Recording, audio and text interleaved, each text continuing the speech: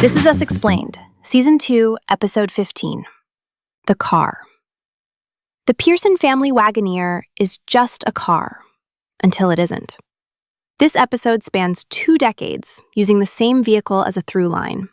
Jack fighting to buy it over budget, Rebecca gripping his hand on a bridge she fears, a cancer scare, a near-crash driving lesson, a father-daughter record store run.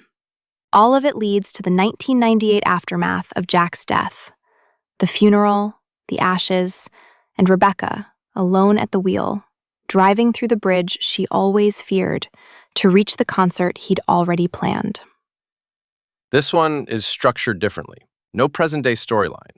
The episode uses the family Wagoneer as a through line across 2 decades, opening at a car dealership in the early 90s.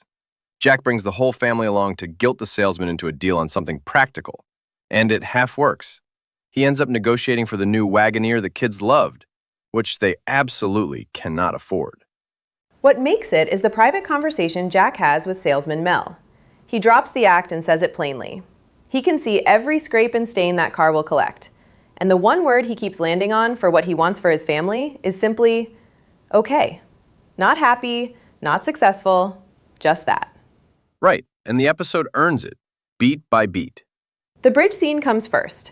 Stuck in construction on a Weird Al concert trip, the kids sing to distract Rebecca until traffic moves. The cancer scare hits harder. Jack takes her to his so-called favorite tree while she waits for MRI results. He's right. And afterward, he says quietly she'll outlive him and doesn't want to be put in the ground. What actually made it his favorite tree? Closest to a payphone so he could get the results fast. Entirely improvised. But that tree is where his ashes end up, a practical decision she accidentally honors. The driving lesson does similar work. Kevin goads Randall behind the wheel for the first time, nearly causes a crash, and Jack makes both of them walk home. When he picks them up, he opens up about Nicky, his brother, inseparable until Vietnam, where Nicky died, and tells them, nothing has ever forced you to need each other, but one day it will. Which makes the funeral fight feel inevitable when it arrives. Jack spots teen Kate while driving to work. It's 10 on a Thursday morning, and she's skipping to get Alanis Morissette's autograph at a record store. He doesn't punish her.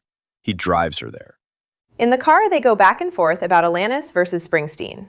Kate argues they share something. Both use music to make you feel like the artist is your best friend. Kate ends up conceding the Springsteen track he puts on is genuinely good. The key exchange is when Kate says the music is just for fun. She's no Alanis. Jack tells her she's Kate Pearson, and whatever Kate Pearson sets her heart on, she gets. Don't forget it. He means every word. Does she have any sense the Springsteen tickets already exist? Not at all. She jokes she'll get him sometime. He'd already bought Springsteen tickets for the whole family as a surprise for next Saturday. That loop, her offhand joke, his secret gift, the concert they drive to after his death, is the episode's architecture in miniature. The 1998 timeline picks up after the fire. Rebecca rushes to beat the urn to the funeral. She wasn't in Jack's room when he died. At the reception, Kevin goes after Randall over Jack's watch. Randall had asked Rebecca. She said yes. Kevin calls it a power grab. Randall fires back. He wasn't even there. Kate just wants to give the dog away. Right. That's guilt, not indifference. Louie is the dog Jack went back inside to save.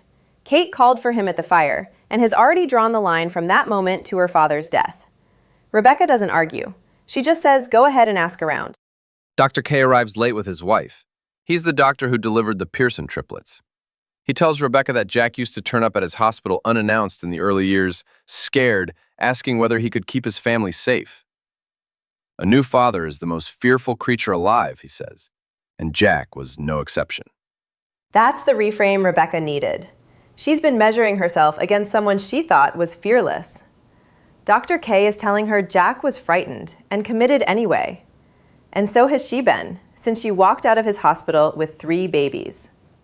She drives them to the tree, tells Kevin and Randall they're 17, dates and laundry, not manhood, and tells Kate that Jack chose to go back inside. That wasn't Kate's choice to make. Kate keeps some of the ashes when they scatter the rest. Then Rebecca says Jack had already bought Springsteen tickets for that night, and they decide to go. And she crosses the bridge to get there. In every flashback, Jack held her hand while she kept her eyes shut. But now she's driving alone. The episode doesn't pause on it. She just goes through. Kevin blames Randall for Jack's death. Kate's guilt was named. It hasn't lifted. Dr. K survived his season 1 surgery,